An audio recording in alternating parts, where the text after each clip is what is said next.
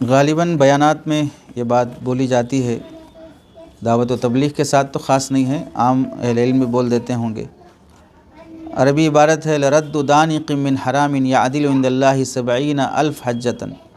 حرام کا ایک دانق، درہم کا چھٹا حصہ لوٹا دینا اللہ تعالیٰ کے یہاں 70,000 مقبول حج کے برابر ہے۔ حرام کا پیسہ اپنے پاس آ گیا، چاہے وہ درہم کا چھٹا حصہ چارانے کے برابر ہی کیوں نہ ہو، پھر بھی وہ لوٹا دینا جس کے پاس سے آیا تھا وہ 70,000 مقبول حج کے برابر ثواب رکھتا ہے۔ یہ من گھڑت روایت ہے، کسی کتاب سے ثابت نہیں ہے۔ یہ روایت اگرچہ کہ بعض کتابوں میں لکھی بھی ہو، پھر بھی اس روایت کے سلسلے میں حافظ ابو یعلا خلیلی قزوینی رحمۃ اللہ علیہ الارشاد میں لکھتے ہیں منکر من حدیث مالک و من حدیث ابن وہب، یہ مالک اور ابن وہب کی منکر حدیث ہے۔ اور حافظ ابن حبان رحمۃ اللہ علیہ فرماتے ہیں المجروحین میں یدع الحدیث صراحا لا یحل ذکرہ فی الکتب الا علی سبیل القدح فیہ، یہ کھلم کھلا حدیث گھڑتا تھا ابن وہب، اسحاق ابن وہب، کتابوں میں اس کا ذکر کرنا حلال نہیں ہے سوائے اس پر جرح کو بیان کرنے کے لیے۔ مطلب کیا ہوا یہاں پر سے ایک اصول یہ سمجھنا چاہیے، جب بھی کوئی من گھڑت اور موضوع حدیث ہوتی ہے نہ اسے لکھنے کی اجازت ہے نہ اسے بیان کرنے کی اجازت ہے۔ اگر لکھتے ہو یا بولتے ہو تو اسی نیت سے بولنا کہ من گھڑت ہے بول کے بتانے کے لیے لکھ رہا ہوں، سمجھے؟ تو یہاں سے ان لوگوں کا بھی اعتراض ختم ہوا جو یہ لوگ بولتے ہیں بھئی ایسی من گھڑت باتیں کتابوں میں لکھنا ہی نہیں چاہیے تھا علماء کو۔ ارے نہیں لکھیں گے تو تجھے معلوم کیسے ہوگا کہ من گھڑت ہے صحیح ہے؟ صحیح اور غلط کا فرق کیسے معلوم ہوگا؟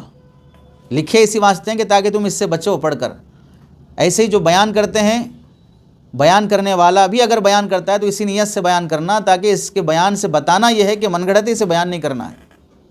اب جو لوگ بیانات میں من گھڑت واقعات بولتے ہیں وہ اس نیت سے تھوڑی بولتے ہیں، وہ ترغیب کی نیت سے بولتے ہیں، وہ ترہیب کی نیت سے بولتے ہیں، لوگوں کو آمادہ کر کے فضائل بیان کر کے تیار کرنے کی نیت سے بولتے ہیں، تو اس کی تو اجازت ہی نہیں ہوتی ہے۔ حافظ ابن جوزی رحمۃ اللہ علیہ اپنی کتاب الموضوعات میں لکھتے ہیں ھذا حدیث موضوع علی رسول اللہ صلی اللہ علیہ وسلم والمتہم بہ اسحاق، یہ اللہ کے نبی علیہ السلام پر گھڑی گئی بات ہے اور اس میں متہم راوی اسحاق ہے۔ اور ابن حبان فرماتے ہیں کان یدع الحدیث صراحا ولا یحل ذکر الا علی سبیل القدح فیہ، ابن حبان یہ فرمایا کرتے تھے کھلم کھلا حدیث کو گھڑتا تھا یہ شخص اسحاق ابن وہب، اور اس کی بات صرف جرح کی صورت میں ہی نقل کی جا سکتی ہے۔ حافظ ذہبی رحمۃ اللہ علیہ فرماتے ہیں قلت ھکذا فلیکن الکذب، میں کہتا ہوں کہ جھوٹ ایسا ہی ہوتا ہے، یعنی اس کی بات سن کر فرماتے ہیں جھوٹ اگر دیکھنا ہو تو دیکھو یہ جھوٹ ہے، ایسا رہتا ہے جھوٹ۔ خلاصہ یہ ہے کہ یہ جو روایت ہے لرد دانق